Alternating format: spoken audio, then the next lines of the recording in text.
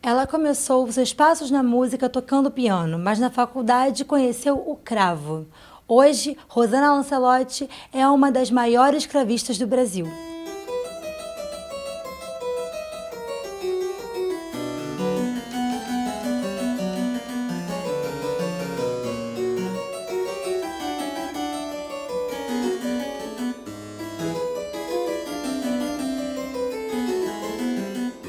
O que é o cravo? O cravo é um instrumento que precedeu o piano na história da música. O cravo foi usado mais ou menos do século XVI até o século XVIII e ele tem uma característica bem diferente do piano, que apesar de ter um teclado, os teclados do cravo e do piano acionam mecanismos bem diferentes. No piano, cada tecla aciona um martelo que martela a corda e produz um som que é a corda percutida. No cravo, as teclas acionam saltadores que beliscam a corda como se fosse uma palheta num violão.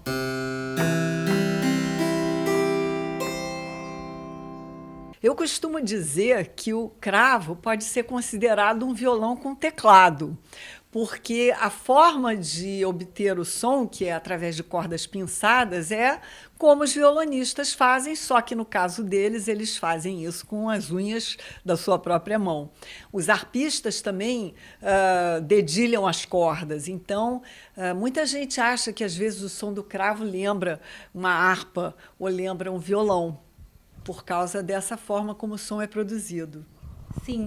E como você chegou até o cravo? Como você conheceu e se apaixonou pelo cravo? Foi totalmente por acaso. Eu costumo brincar que foi o cravo que me escolheu. Eu fui fazer um curso de férias, como é muito comum os jovens estudantes de música fazerem. Fui para lá com o objetivo de estudar piano, que era o que eu estava cursando na UFRJ. E lá tinha, então, um grupo de músicos que eram alunos da ProArte do Rio de Janeiro, e um deles chegou para mim e falou: quando a gente chegar ao Rio, vamos lá na ProArte, vamos tocar essa sonata barroca no cravo. E eu cheguei na ProArte do Rio, que ainda existe, uma instituição de ensino muito importante ali na Rua Alice, e lá tinha um cravo que eu não tinha a menor ideia de como se tocava. Então, eu acho que esse mistério de como transformar esse instrumento num instrumento que canta, num instrumento expressivo, se tornou uma espécie de objetivo assim para mim. E eu também já gostava no piano de repertórios que tinham uma afinidade com o cravo, que é o caso do Johann Sebastian Bach e do Domenico Scarlatti. Eu já tocava essas obras no piano e eu fiquei muito assim feliz quando eu pude então finalmente conhecer o instrumento que era aquele que os inspirou para fazer as suas obras. E de lá para cá, bom, terminei meu curso na UFRJ, mas ali eu já tinha compreendido que o meu instrumento profissional ia ser o cravo. Sim. E o cravo não é um instrumento muito popular no Brasil e você trabalha para divulgar ele por aqui. E eu vi que você estuda algumas obras de compositores brasileiros para passar para o cravo. E eu queria saber como é que é esse trabalho, essa pesquisa, como é que funciona. Você tocou num ponto muito importante, Fernanda, porque o instrumento ele só vive se os criadores contemporâneos podem escrever para ele. E eu também tinha uma preocupação pelo fato do cravo ser, entre aspas, assim, um pouco distante do público brasileiro, de aproximar o cravo do Brasil. Então, eu gravei um CD em 98, todo dedicado a obras de compositores contemporâneos e também alguns mais antigos para cravo, todos brasileiros. E ali eu gravei algumas obras de Nazaré e eu percebi que ficava muito adequado no cravo, Ernesto Nazaré, porque o Nazaré ele tinha uma cabeça de chorão, né? De compositor de choro. E o cravo ele tem, às vezes, um sotaque de choro, ele pode parecer um bandolim, porque ele tem o aspecto harmônico, mas ele também tem um aspecto rítmico.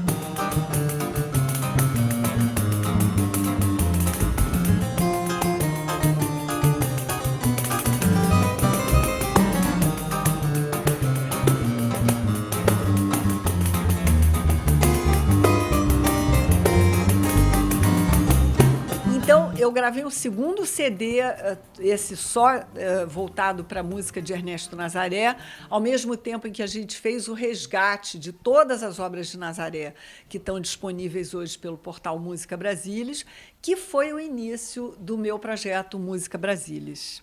Sim. E falando do Música Brasilis, você poderia explicar um pouco para a gente como é que é esse projeto? Há quanto tempo ele existe?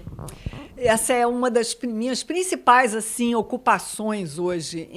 Eu, ao longo da minha vida de musicista, eu percebi como era difícil ter acesso a partituras de compositores brasileiros.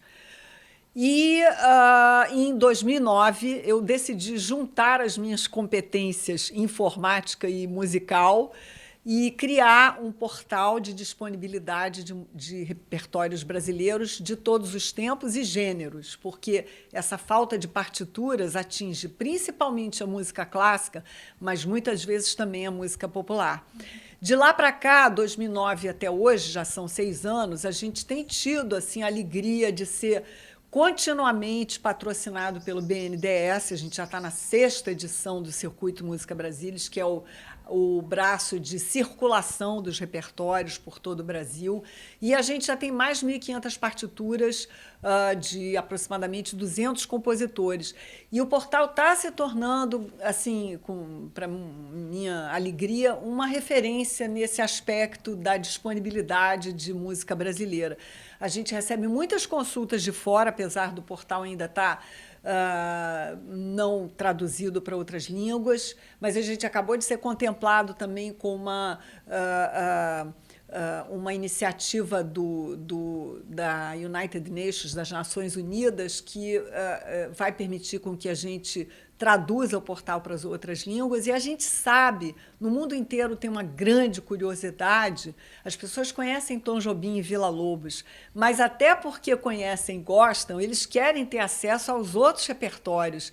E eu acho que fico muito feliz, porque eu acho que essa é uma iniciativa que vai em paralelo com a minha carreira, mas é uma necessidade de se preencher essa lacuna da falta de repertórios brasileiros editados.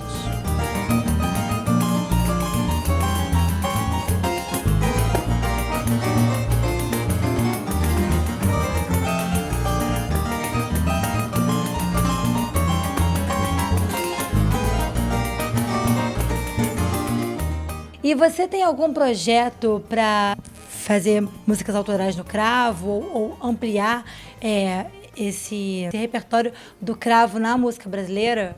Não, essa parte de compor eu deixo para os meus colegas compositores que fazem isso tão bem. Eu tenho tido assim a alegria de ter obras dedicadas por alguns dos grandes compositores contemporâneos, como é o caso do Edmundo Villani Cortes, como é o caso do Nestor de Holanda Cavalcante, do Hernani Aguiar. Então, eu fico muito feliz de tocar essas obras desses compositores, mas compor não faz parte da minha, digamos assim, da minha trajetória.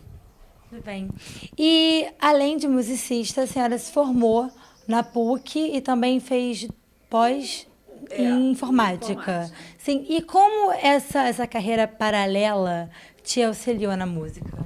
Na verdade, eu sempre achei que era assim, quase inexplicável, assim, né? Como é que você lida com duas áreas tão aparentemente distantes. Mais recentemente, eu venho percebendo que a neurociência descobriu que as mesmas regiões do cérebro que são estimuladas pelo fazer musical na infância são as áreas que são usadas pelo pessoal da informática, né? Então, ao longo da minha vida de informática, eu encontrei vários pesquisadores que eram músicos amadores, né? Bom, então eu entendi que, na verdade, não era assim tão, enfim, tão em oposição às duas competências. E, claro que, em alguns momentos, enquanto eu estava fazendo meu doutorado, meu pós-doutorado de informática, a música ficou um pouquinho de lado, né? Mas, recentemente, eu tenho colocado a informática a serviço da música, exatamente no Música Brasílis e nas exposições interativas que a gente tem pensado. Elas agora estão itinerando, vamos inaugurar uma próxima edição da exposição interativa de música que se chama Rio 450 Anos de Música, na Arena Carioca de Cro, na Penha. E essa competência informática ela me ajuda a conversar com o pessoal que desenvolve o portal, as instalações interativas, os jogos interativos que estão no portal. E eu fico muito feliz com esse casamento das minhas duas carreiras, porque isso era uma coisa que eu sempre almejei e que finalmente estou conseguindo realizar agora.